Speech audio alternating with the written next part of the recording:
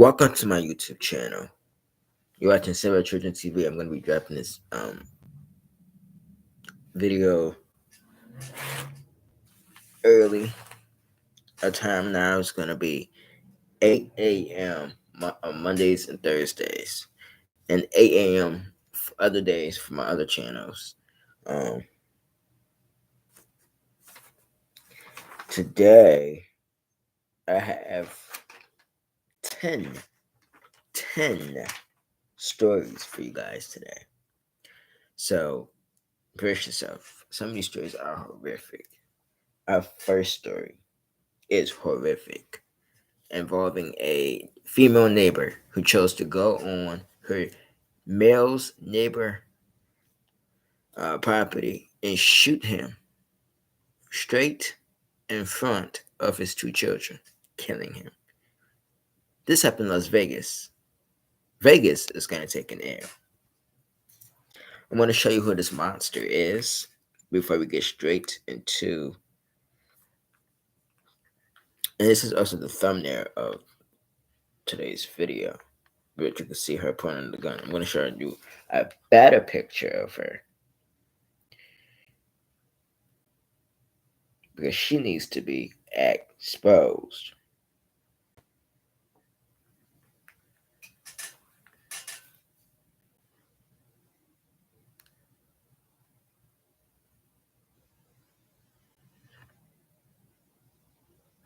Two things I found wrong with the story is, one, a female did this, committed this murder, and two,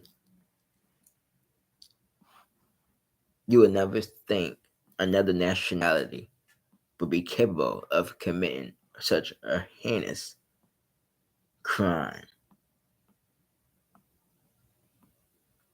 But let's get into that story.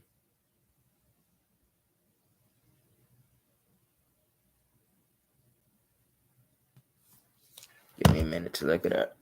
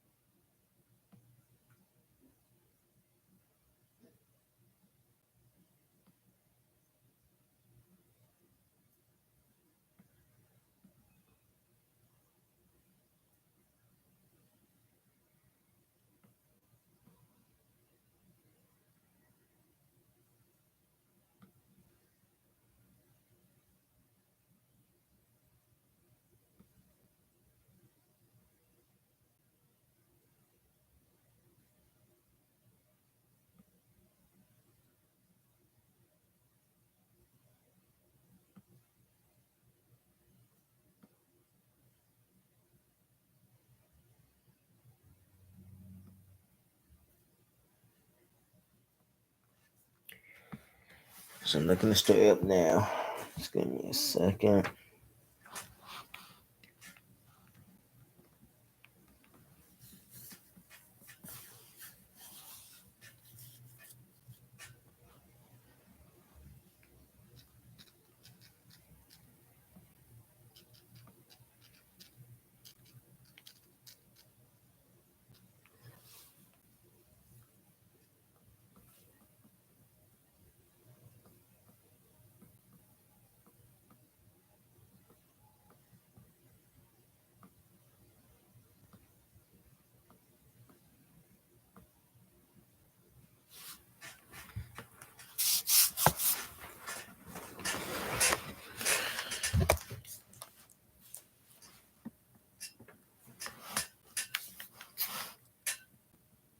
Vegas pastor Nick Davey is fatally shot in front of his kids after dispute with female neighbor in gated community.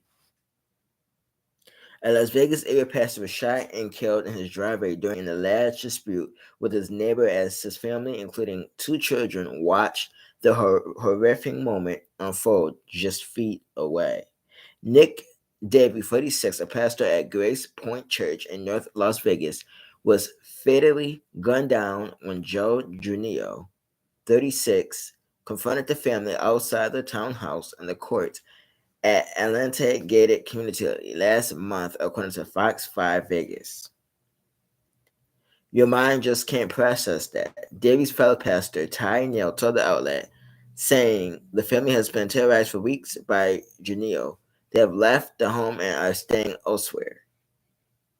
Junio allegedly became irate when the pastor complained about her to the homeowner association, according to a wrongful death lawsuit filed by Davis' wife, Sarah.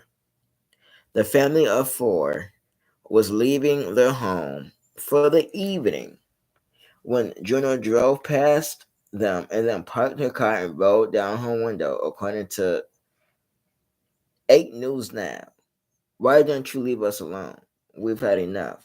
Someone shouted at Juno as one of the children began recording the altercation from inside the vehicle.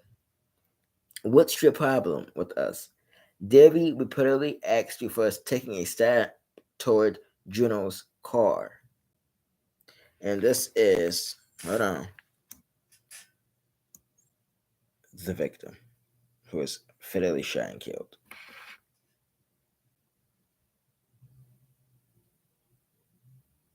And here again is our trigger man. Because that's what she act like.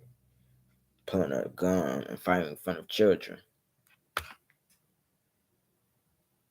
Juno shot Davy in the abdomen and turned the gun on Sarah Davy, striking her as well, while the couple's two children, 12 and 15, watched from inside a nearby car.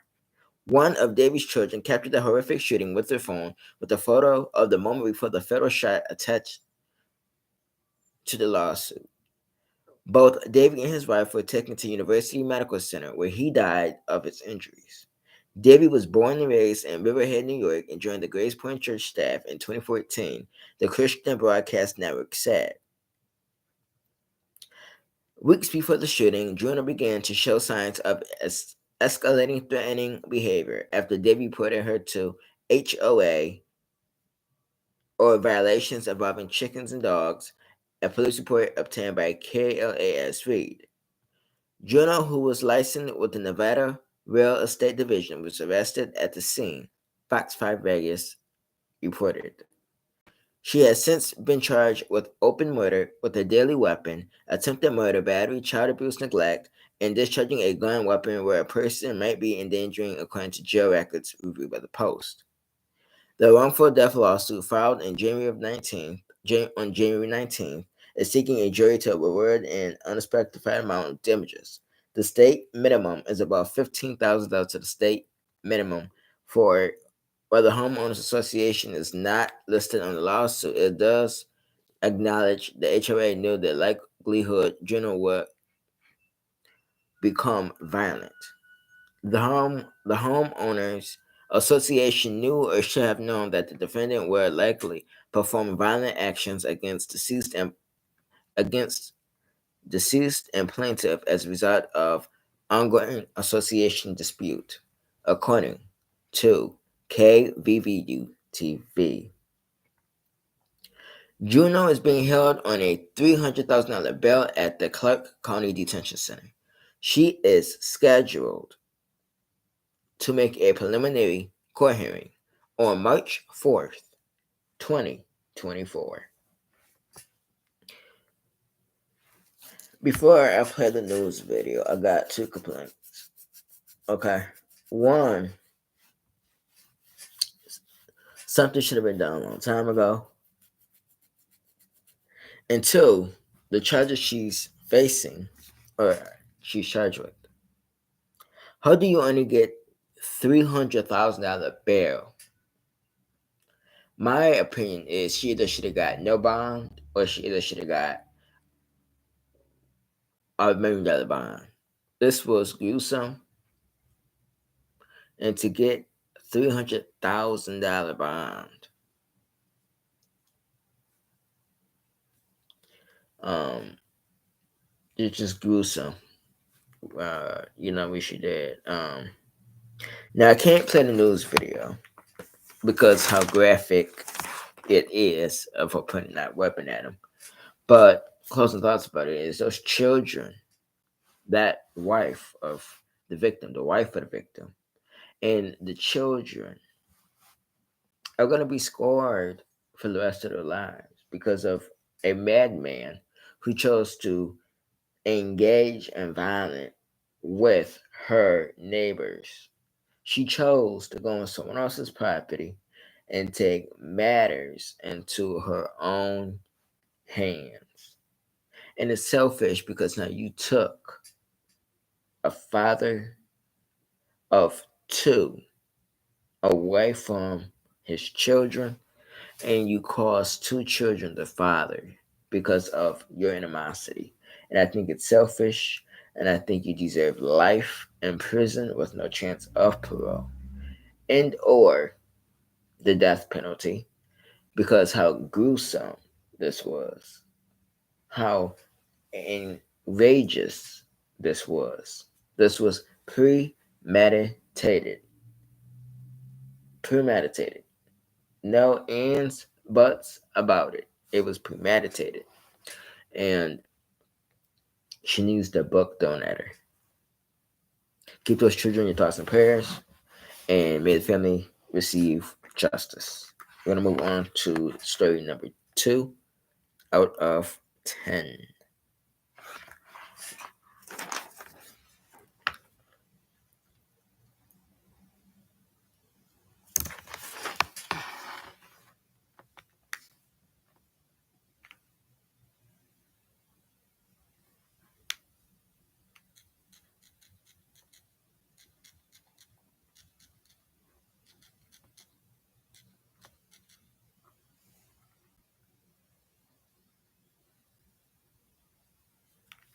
Dallas, Texas is going to take an air. A Dallas mom prepares to bury her 6-year-old daughter and 14-year-old son killed in shootings 2 weeks apart. And we just entered the new year. A Dallas mother will bury two of her children, just 14 and 6, this weekend. Last week, 6-year-old Alina Ross was shot and killed at an East Dallas townhome. The girl's mom was already making funeral preparations for her teenage son, who was also shot and killed. Dallas police still have not said how they believe Helena was shot. The girl's mother says she's frustrated about the lack of answers. Memories are all Brittany Ross has left of her daughter and son, 6-year-old Elena Ross and 14-year-old Braylon Ryder. The two were killed in separate shootings almost 2 weeks apart. My kids did not deserve that at all, she said.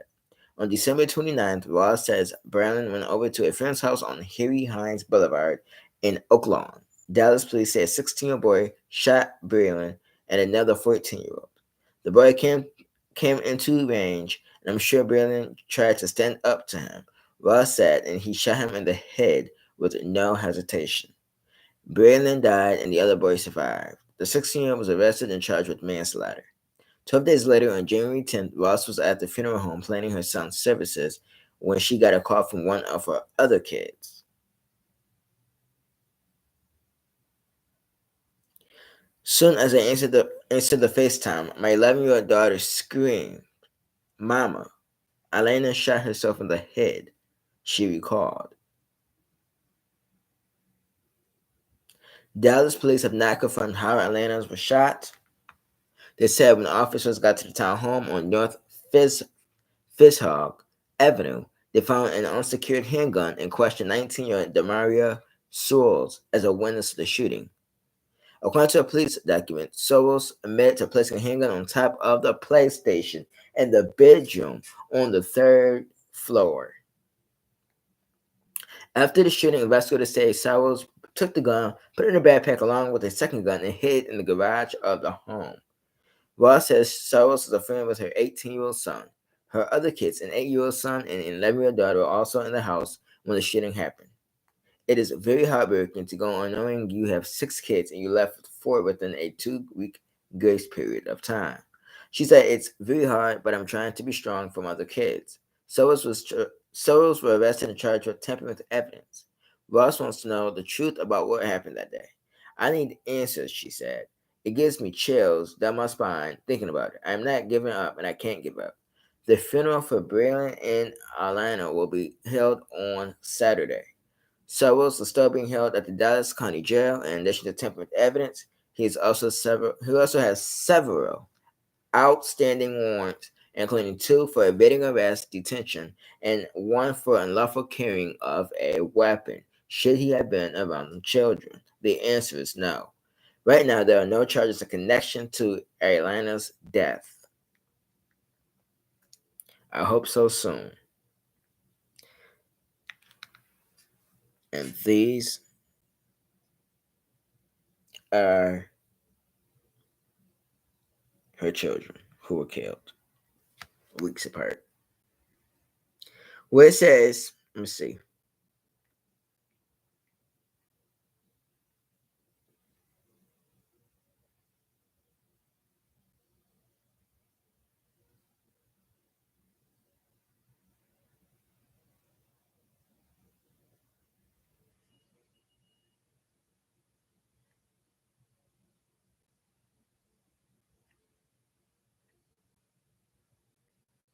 Here's the news video.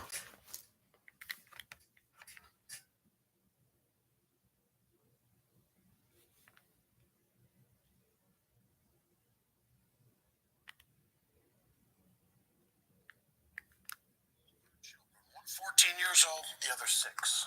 Last week, 6-year-old Elena Ross was shot and killed at an East Dallas townhome. The girl's mother was already making funeral preparations for her teenage son, who was also shot and killed.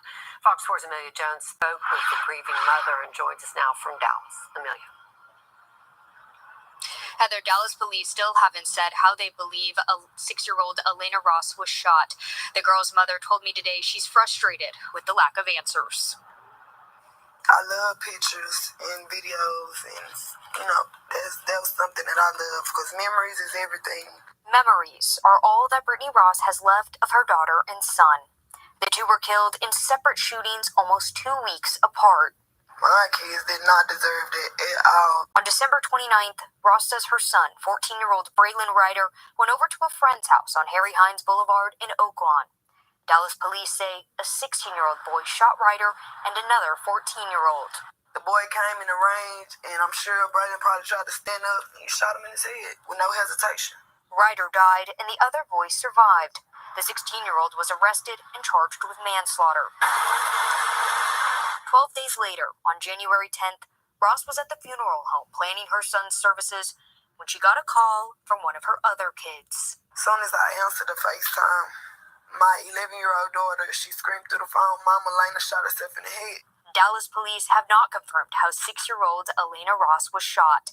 They say when officers got to the townhome on North Fitzhugh Avenue, they found an unsecured handgun. Questioned 19-year-old Demarius Sowles as a witness to the shooting. According to police documents, Sowles admitted to placing a handgun on top of the PlayStation in the bedroom on the 3rd floor. After the shooting, investigators say he took the gun, put it in a backpack along with a second gun, and hid it in the garage of the home. Ross says Sowles is friends with her 18-year-old son. Her other kids, an 8-year-old son and 11-year-old daughter, were also in the house when the shooting happened. It's very heartbreaking to go on knowing you have 6 kids and left with 4 within 2 weeks grace period of time. It's very hard, but I'm trying to stay strong for my other kids. Sowles was arrested and charged with tampering with evidence. Ross wants to know the truth about what happened that day. Because I need answers. I need answers. A mother's strength to fight for her children. It gives me chills down my spine thinking about it. And keep their memory alive. I'm not giving up. I won't give up. The The funeral for Braylon and Elena will be held tomorrow. Sal's is still being held at the Dallas County Jail. In addition to tampering with evidence, he also has several outstanding warrants, including 2 for evading arrest, detention, and 1 for unlawful carry of a weapon. Right now, there are no charges in connection to Elena's death. Okay, closing thoughts about that particular story. This particular story. I think it should be some charges brought against him for that gun being on the PlayStation. He admitted that he left that gun there on that 3rd floor on the PlayStation. That's not to charge him with murder of that child. Is it or is it not? 2, knowing his criminal history, should he have been in that home? Answer is no. Whether you friends with, the 18-year-old, you still shouldn't have been in that home knowing your track history. Now, I can't blame the mother because she was away taking care of business and planning a funeral for her son who was killed. But personally, we all got to know who our children friends are. Because you would think they, is 100, but you kind of find out that they at 15.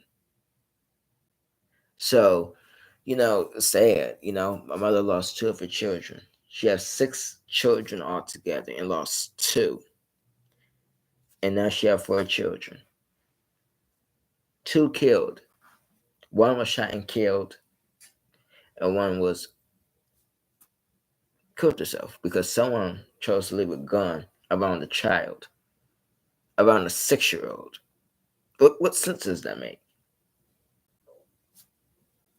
We got to be more, and Dr. Phil said it best, as he did an episode about parents who leave guns around. And the episode was about a father and a mother who chose to leave a gun around on the nightstand, and young boy shot his brother in the stomach. We got to be more aware of where we store weapons. And if you're going to conceal a gun by buying a gun, and you have a permit to get a gun, then you need to secure that gun in a secure location. And that will be in a lock, safe. Get yourself a safe and lock it up. Don't lay it around on a PlayStation. It's not a toy. It's a deadly weapon. Don't place it in a closet. Don't place it in a child's bedroom. Don't place it in a drawer. That needs to be put up where children can't get access to it. So that 19-year-old should really be facing also murder charges. Because of you, that child killed herself. And you should be held responsible. Whoever brought that gun in that house should pay for what happened to that child. So, condolences to the family and definitely to the mother. I mean, she went through a lot. It made those other children, the 11-year-old and the 18-year-old, may they, get the hope that they need. They're gonna need all type of help. They're gonna need counseling, therapy. Losing 2 family members is not an easy path. It's not an easy psychosis. It is devastating. It's a tragedy. It's something that's going to be weighing on them for the rest of their lives. So they need counseling, outreach, support. They need a lot to get past and through this. So that community going to need to welcome that family with open arms, get them the help that they need to move forward from this tragedy. And this should wake people up in general. Don't just allow any and everybody in your house, especially when you're not doing a background check and for a fact they have a horrible track record. Don't put yourself in that position. It's dangerous. Feel bad for that family. You know what I'm saying? 6-year-old who should be enjoying life, getting ready to go to school, playing outside, killed because of a man's neglectful ass who chose to leave a gun where children can get access to. You have a gun in a house around 6-year-old, an 11-year-old, and an 18-year-old. And to me, an 18-year-old is still a kid because 21 makes you an adult. So you leave a gun around children who can easily get access to it, play with it, pull the trigger back, and kill themselves or injure themselves. Why would you do such a thing? Dallas should have a major issue. Major issue. So let's move on now to Tulsa. Tulsa, Oklahoma is going to take an L.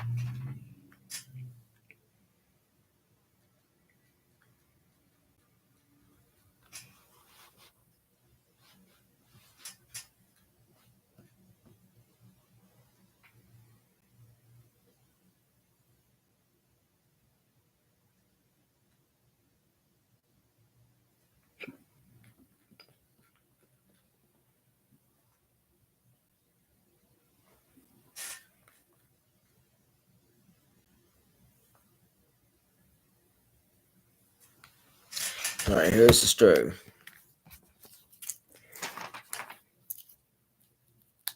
Again, Tulsa takes an L. Tulsa man is accused of killing his 4-month-old child by torturing his child. Here's the person right here. A black man. The Tulsa Police Department said the father of a 4-month-old child is the prime suspect in his child's death. According to police, on January 8th, 4-month-old Excellent Adams of Tulsa was taken to the hospital with severe brain injuries. Tulsa police said medical staff reported the infant had bruises to the head, skull and jaw fractures, a subconjunctival hemorrhage, and multiple rib and leg fractures. Adams also had brain swelling, among other charges. Police said detectives were initially told the child was in the care of several family members when the injuries occurred. According to police, detectives determined the original information about the when and where the child was injured was not accurate. Detectives determined the abuse of Excellent happened while he was in the care of his father, 22-year-old Daquan White. Tulsa police said in their Facebook post here, Excellent was pronounced dead on January 11th of this year, police said. TPD said White was arrested on January the 9th on a warrant from another case. White admitted to abusing the 4-month-old while trying to quiet him, according to TPD. According to TPD, a charge of second-degree homicide was filed Tuesday. She had been first-degree murder. White is now in jail arrested for second-degree murder, conviction of a felony, after a former conviction of a felony, child abuse, and child neglect, Tulsa police said. Here is the news video.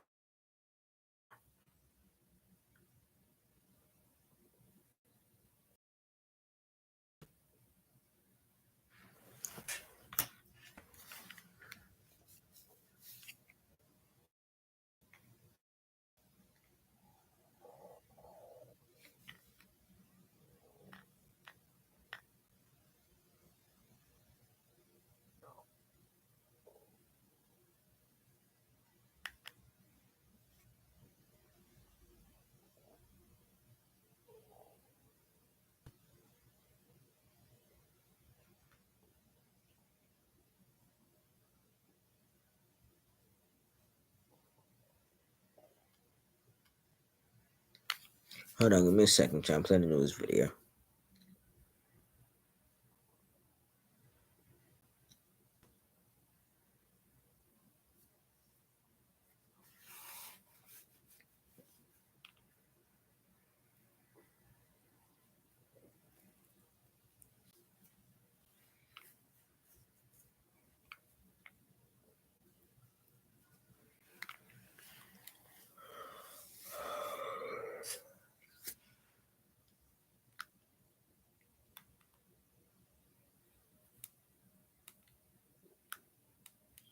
Murdering his 4-month-old baby.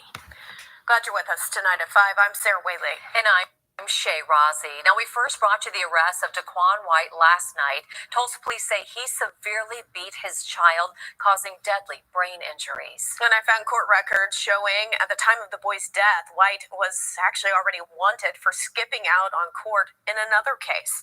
Fox 23's crime and safety reporter Donna Sebas spoke with a detective working this case and joins us live in studio. John, she was actually on the phone with this suspect as they took him into custody. Yeah, that's what she told me. She says fugitive warrants were surrounding where he was while they were on the phone. I learned that police say he has a history of showing no regard for not only this child who died, but another child he has. I'm sitting across from Jill Salee, detective with the Child Crisis Unit, talking about Daquan White and what she says he did to his 4-month-old child. I mean, he tortured that baby. Daquan was arrested on January 4th.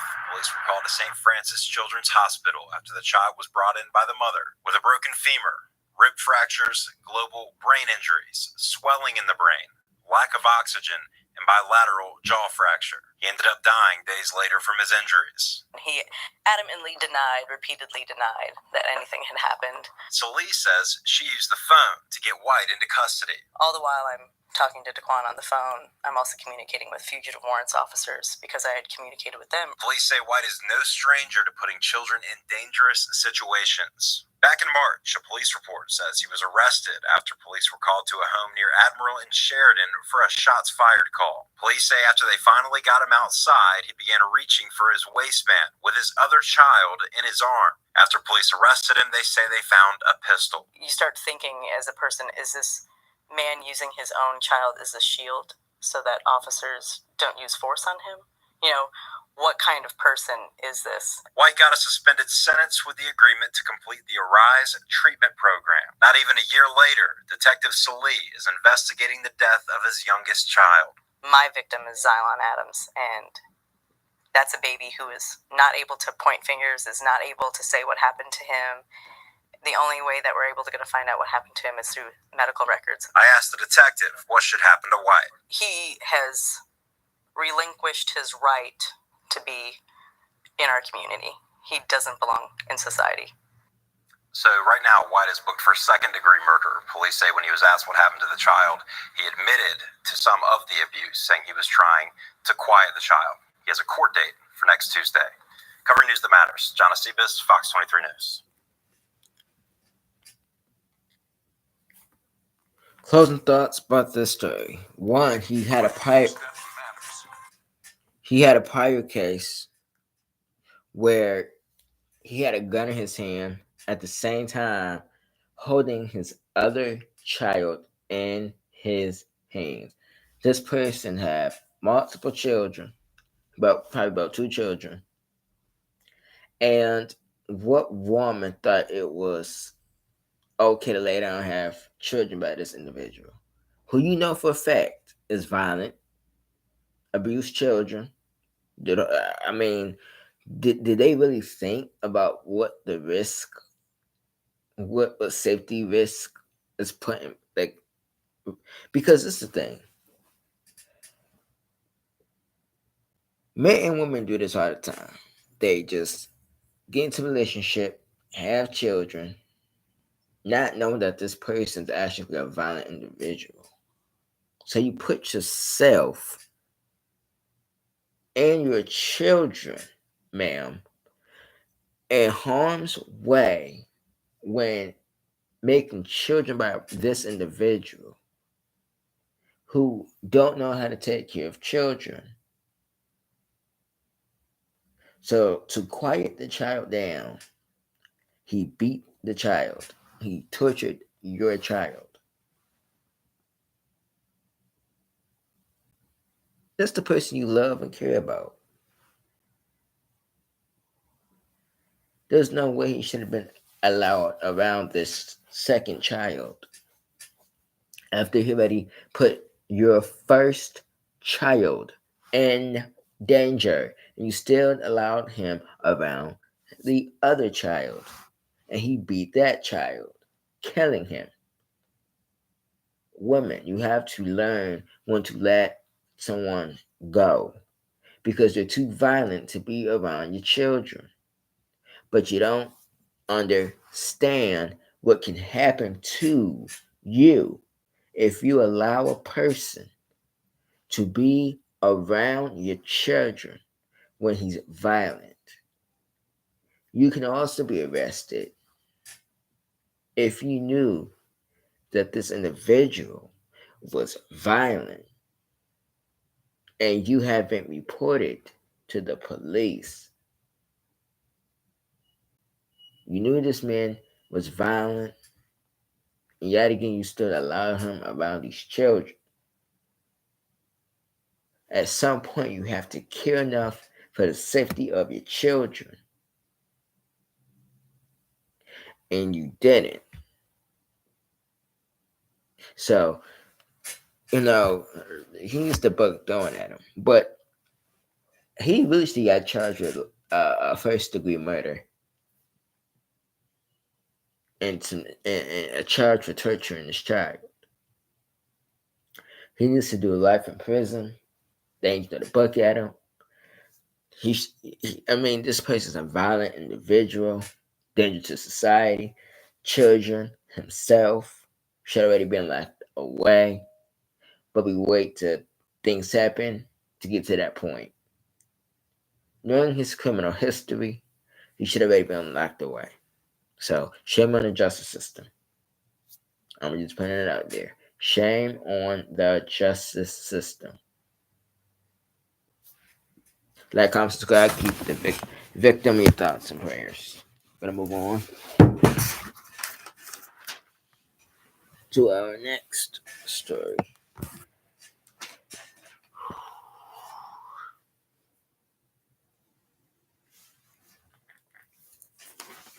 Now, this is an updated story that I brought you about 2 years ago about the Vegas teens, the 10 teens who were arrested for beating a student to death.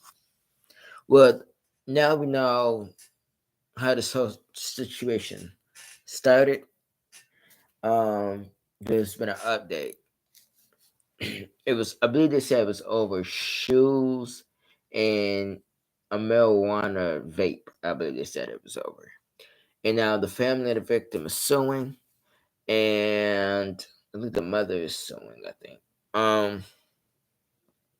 Four out of those 10 teens have now been charged as adults with second-degree murder.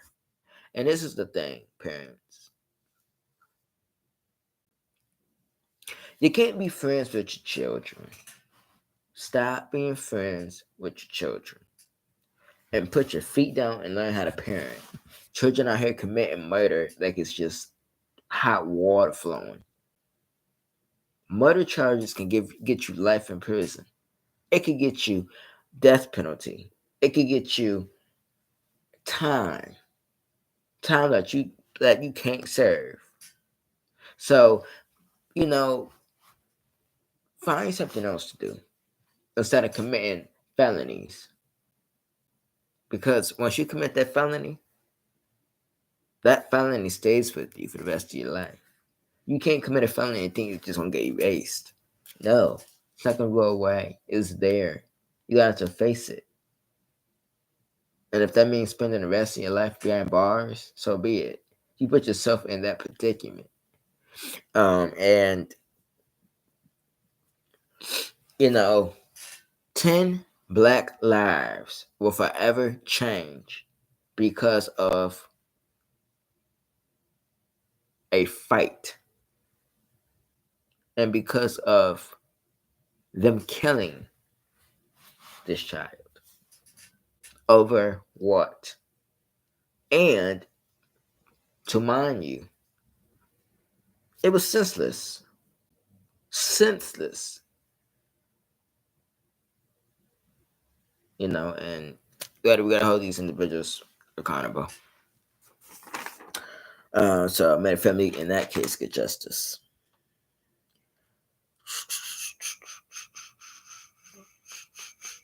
Friends Woodton in Houston. So Houston again is taking an L. Is accused of murder.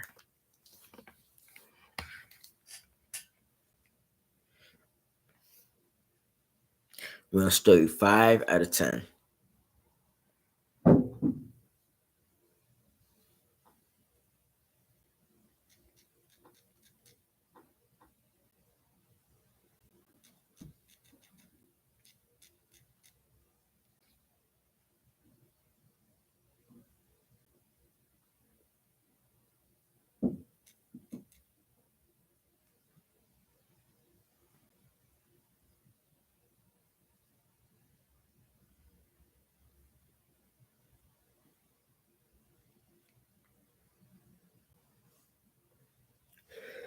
So a 17-year-old who committed murders, I believe.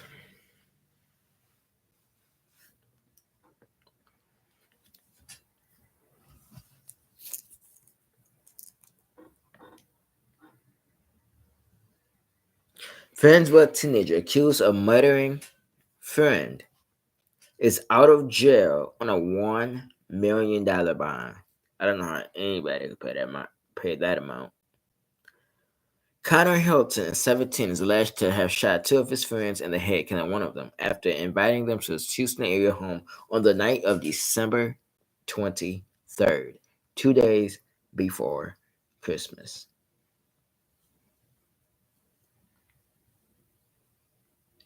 A Houston area teenager accused of shooting 2 of his friends in the head last month, killing one of them, was released from jail Wednesday after posting a $1 million bond. Friendsville resident Connor Hilton, 17, has been charged with murder and aggravated assault causing serious bodily injury, according to Galveston County court records. He's alleged to have shot fellow teenagers Benjamin Bellick and Ethan Riley after inviting them to his home on the night of December 23rd, when the 18-year-old Riley dying from his injuries the following day. Hilton was initially arrested on the night of the shootings and subsequently released from jail on bonds totaling over $1 million, court records show. He was arrested again December 25th after Riley's death, at which point Hilton was charged with murder and posted another $1 million bond. He was released from the Galveston County Jail on Wednesday night, according to a deputy at the jail. Galveston County District Attorney Jack Rhodey said in a statement that Judge Kerry Naves was required by Texas law to set a bond amount for Hilton because he has not been convicted of multiple felonies or charged with capital murder, adding that the office requests the bond to be set at $1 million, twice the amount requested by Hilton's defense attorney. Court records show as part of his court-ordered bond conditions, Rhodey said Hilton must wear a GPS monitoring device, surrender his passport, and remain at a new residence, except for court appearances and appointments with his doctors and attorneys. Hilton's defense attorney, Jennifer Carpenter, did not immediately respond to a request for comment Thursday. Hilton allegedly told friends with police department investigators in the hours after the shootings that they were not the result of any disturbances or disagreements with Bellick and Riley.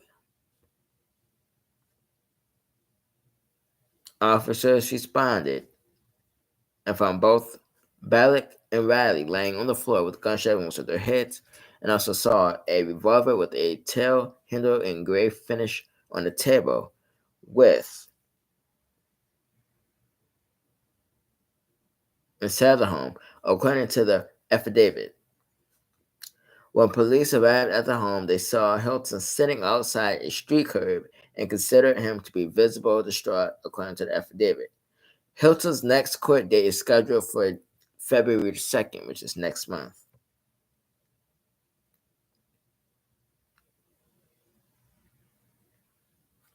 My thing is, what drives a 17-year-old to commit murder and aggravated assault. I just don't understand. What makes you shoot two people in the head? I just what makes you that upset? And you got to think about your age for a minute. 17. You're already looking at life in prison for killing someone. They throwing a book at you, especially because you shot someone in the head. That can be considered intentional. So, fortunately, another life ruined. 17. Because of what? Animosity, upset, anger, frustration? Walk away. But violence is not the answer. Violence don't get you far. It's going to get you behind bars in a cell. So, condolences to the one victim who was killed, another victim, well wishes and fast recovery, and to the suspect, justice is going to come, and you're going to have to pay for what you did, fortunately. Now, let's move on to our story 6 out of 10. Georgia is going to take an L. This story, let me tell you, pissed me off 100% because it's just one of those stories that it's crazy.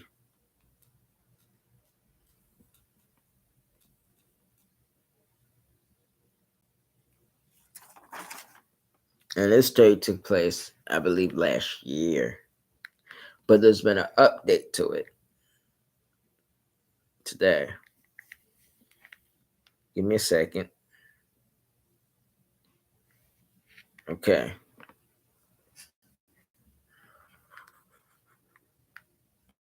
Sorry for this is the back of the female victim who was scratched up while in school. And this happened in Georgia, so Georgia gonna take an L. Henry County to be exact. Georgia teacher is on leave after mother says daughter came home and scratches and bruises. A Henry County school staff member is on administrative leave after appearance that her daughter told her she was hit at school. The distraught mother and her child was covered. The distraught mother said, her child was covered with scratches and bruises. Brittany Walker said she got a disturbing phone call from her daughter's principal on Tuesday afternoon. He said that the only thing I can tell you is that she wasn't sexually assaulted, she explained. And I said, does that mean she was physically assaulted? And he said yes. She said he told her that she said he told her there had been an incident involving her daughter, Nevaeh, and a staff member, and it was being investigated by HR. Brittany says she immediately went to Dutchtown Elementary School to pick her up. She said, Mom, my back hurts. It's burning and it's stinging. The mother explained, I looked at her back, and when I put her shirt up, she had welts on her back. Her daughter opened up about what happened. Went to the library, and my computer wasn't charging, and I needed another charger, and she got mad at me for not having it, Nevaeh said. She claimed that before they were walking out of the classroom, the teacher lined her and several other students up. She literally hit us on our backs, and we had 2 people that saw what happened. She said another teacher came to take us to the quiet room where we could write a statement of what happened. Her mother said they spent Wednesday night at the Henry County Police Department filing a report before having her daughter examined at the hospital. Brittany said they are sharing the story because they don't want this to happen to anyone else.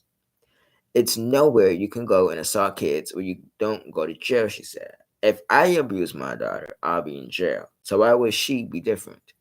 She would not be able to ever work in the school system ever again, rightfully so. Brittany said Nevaeh is terrified to go back to school. The school district told 11 Alive that HR was investigating what they described as a staff member having inappropriate interaction with students at Dutchtown Elementary. The employee will remain on leave during the course of the investigation. This is my thoughts about this, because I talk a lot about teachers, right, and assistants and folks who work in schools. It's not the first time in history that teachers been abusing children. But let me tell you this: abusing children in a school and on school property is a felony. That's number one. And number two, if that was my child, that teacher would be dragged. I'm going to jail because that teacher would have been dragged by her natural hair. Let me tell you, that is child abuse. Multiple accounts. They just said that several other children was also lined up the same way, and that's called torture. That's not punishment to me. That is torture. And I hope that those victims have attorneys to file civil suits, lawsuits against this elementary school for abuse, all types of stuff. These children will be traumatized now for it because of what happened. They would need therapy. They're going to need therapy.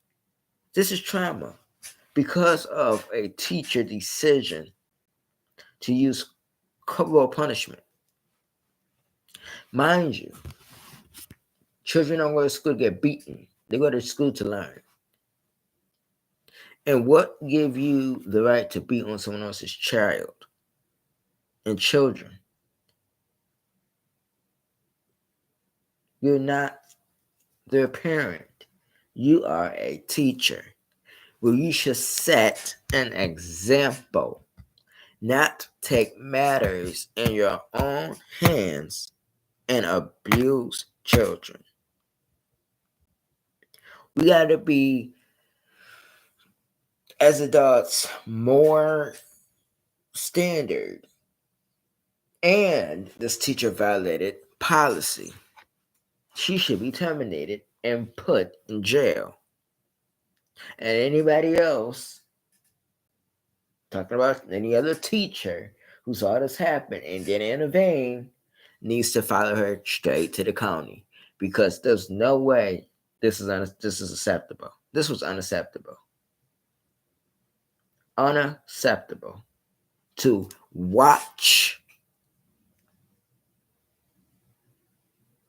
this fold down. It's unacceptable. It's unacceptable that this happened at this school. But you could imagine what goes on behind closed doors. Not the first time that teacher did this to students. First time it got reported. But let me say this to this elementary school. Two things gonna happen pretty soon. Y'all gonna end up facing serious repercussions, or that school is gonna end up shut down because of a teacher's misconduct. Oh, it happened before. With schools, they shut schools down, certain schools down, or they shut a school down because of the way teachers handle students.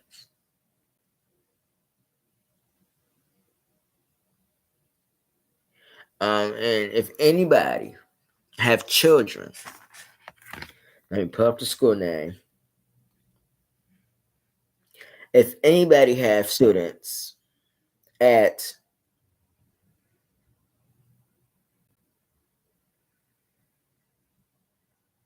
Dutchtown Elementary School, I would take my children out of that school, because your child could be being abused at that school. Take your children out of that school. I promise you, you might want to after the story. You might want to. You might want to just take them out that school and enroll them in a whole other school because it's not the way to handle children. So, to the victim, Nevaeh, let me just say this. Number one, you deserve what that teacher did to you.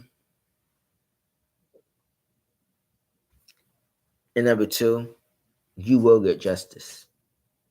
And any other student who was abused by those teachers, you will get justice. Two different justice. A lawsuit and that teacher going to jail. That's abuse. That's a crime. And nobody had decency to report it. Somebody know at that school this was happening and ain't do anything about it. So, shame on Dutchtown. All right, moving on.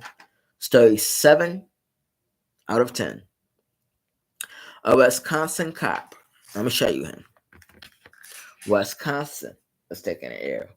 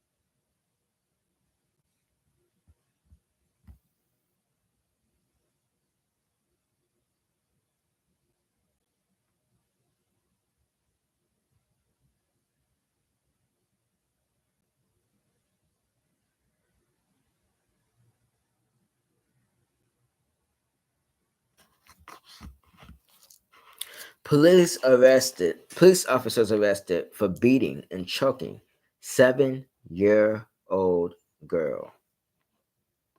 A Wisconsin police officer is facing a felony child abuse charge after he allegedly beat and choked a 7-year-old girl, according to court documents. Frank Williams, a 30-year-old police officer with the Milwaukee Police Department, has been charged with one count of felony physical abuse and felony physical abuse of a child and one count of felony strangulation and suffocation, according to a criminal complaint obtained by Newsweek. On January 18th, the MPD released a statement announcing that an officer had been arrested as a suspect in a child abuse case. The Milwaukee Police Department holds all members to the highest degree of integrity, and if any member violates the code of conduct, they will be held accountable. The MPD told Newsweek in an email on Monday he's fully suspended and a internal investigation is pending. The condition of the victim, who has not been named because of her age, but was identified as a relative of Williams, was unknown as of Saturday night.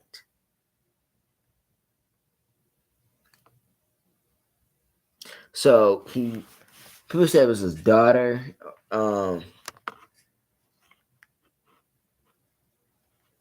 Let me say this. What is sad? One, this is a female child, okay, who is 7 years old.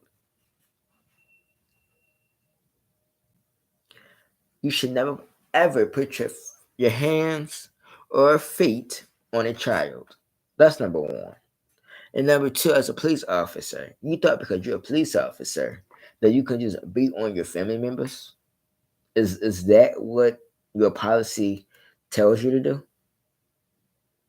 You thought because you work for the police department that you had the upper power to abuse your child? And you thought that was going to be reported to your boss?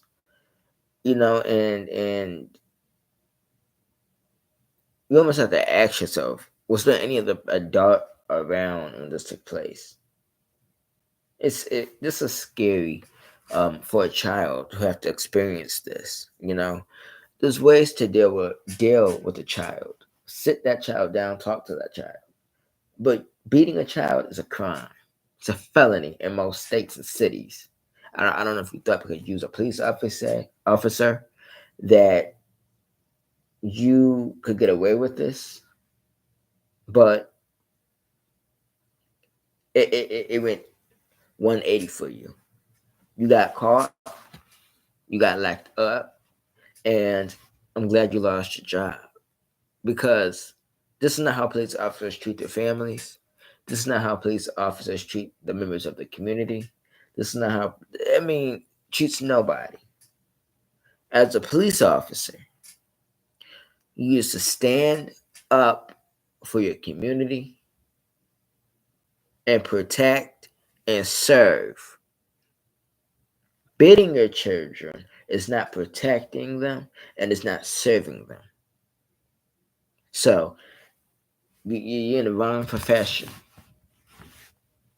And the sad thing is that you traumatize your child. Your child's gonna be traumatized with this. And you gotta, if you have anger issues, you need to get help dealing with anger issues, not abusing your children. It's not gonna get you anywhere. It's gonna get you behind bars.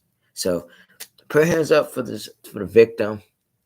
We know she's 7. They didn't release her name because she's a minor, but let's pray that this victim makes a absolutely 180 and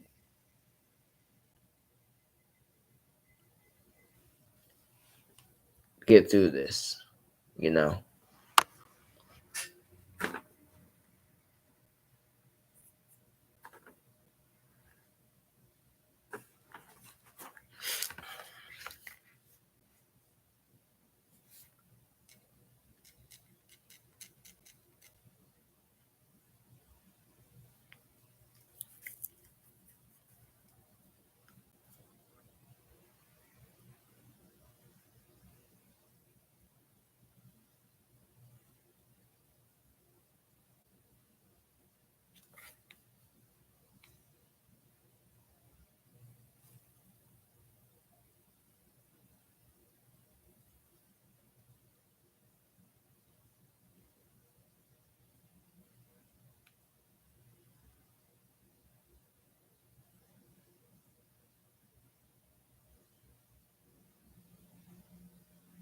So this is his daughter, and he did this because she wouldn't take a nap.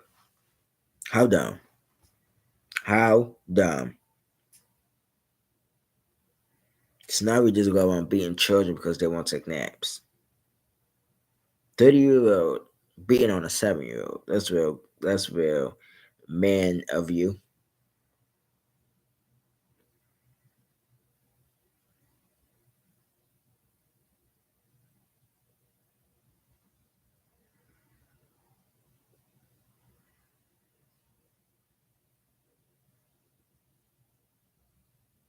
Let's get one thing clear. You're not a man, you're a boy. Because men don't beat on children, and sure not on young female children. Okay? So, clearly you have issues, and once you get to prison, you need to figure out some anger management or something. Now, these stories are not going to have articles, but we're going to talk about it.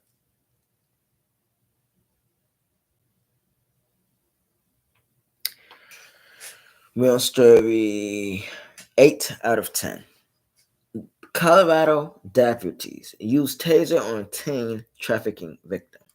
And my thing is this. The victim, number one, is a teen. And she is a victim of a very dangerous organization. She was trafficked. And the fact that you tase a victim who is a victim of that shows and tells people of Colorado that you have no respect for victims and you should not be a police officer because you abuse your power. Abuse your power. You should lose your job. I know he's on, I think they say he's on paid leave. He needs to lose his job and he needs to be in jail because that is gruesome to know that you tase victims of a crime. Should be in jail. Prayer hands for the victim. Let's hope the victim, is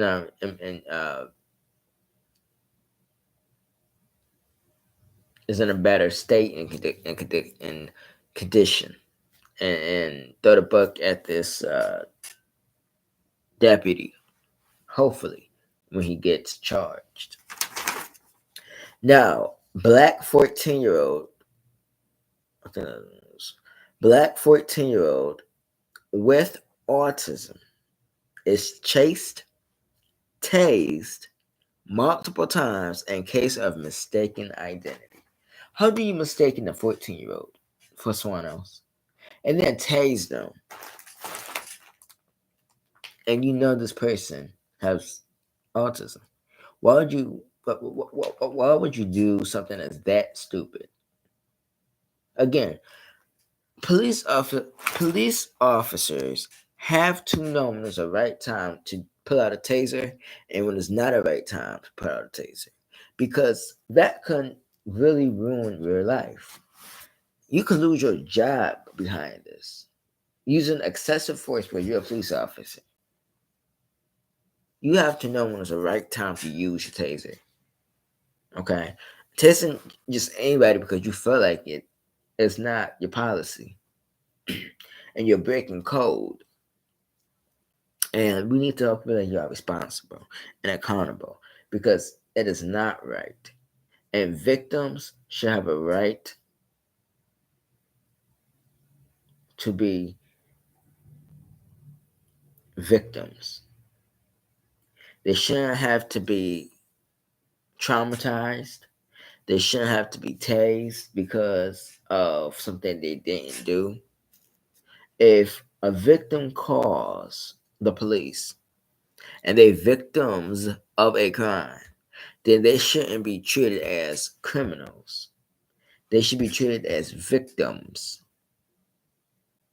So abusing your power is not a good thing to do. Now let's move on to our last story. And this story is in Detroit. Detroit takes an L. Clara, a Detroit teen who is adopted by two white parents, mother and father, is suing the school after being called the N-word because of her race. So much that she was being taunted, bullied, threatened with violence. Somebody told her to end herself to the point where she left the school and now studying online. And let me tell you this.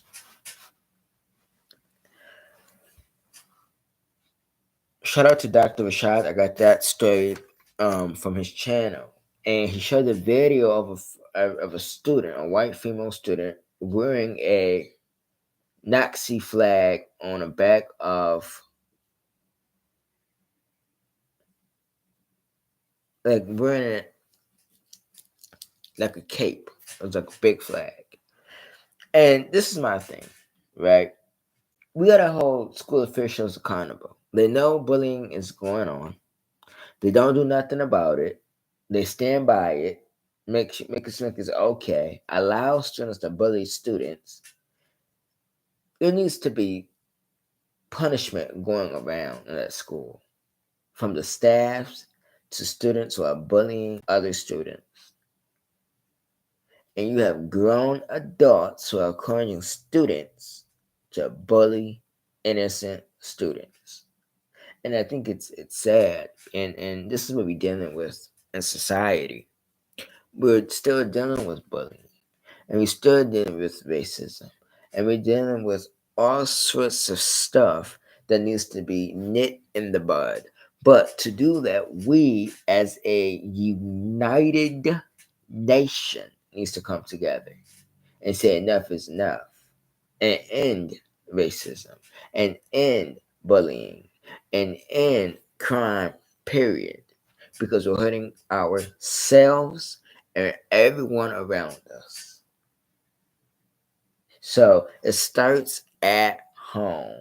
Talk to your children and tell your children it's not okay to bully people because you would not want to be bullied. You would not want to feel a certain way that a person made you feel. So don't bully someone if you do not know if you do not know the way that they're going to feel.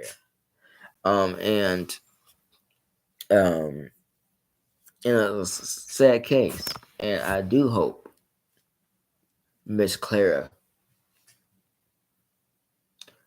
and her family file multiple lawsuits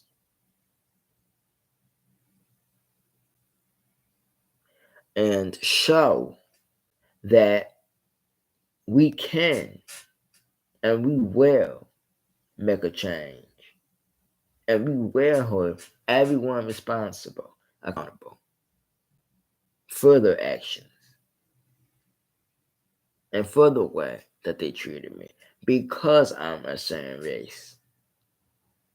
Like, comment, subscribe, turn post notifications on. Make sure you hit the notification bell. I will see you guys tomorrow. And keep every of these victims and your thoughts, your prayers work. These victims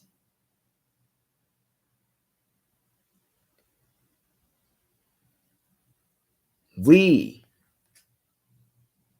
have to be the voice for these victims. We got to support them. Make sure they get through life day by day. And those who were murdered by the hands of the devil, we gotta be the voice for them. Those who were traumatized and abused by schools or individuals, we also need to be the voice for them. We need to stand by them and say enough is enough. Because enough is enough. Peace.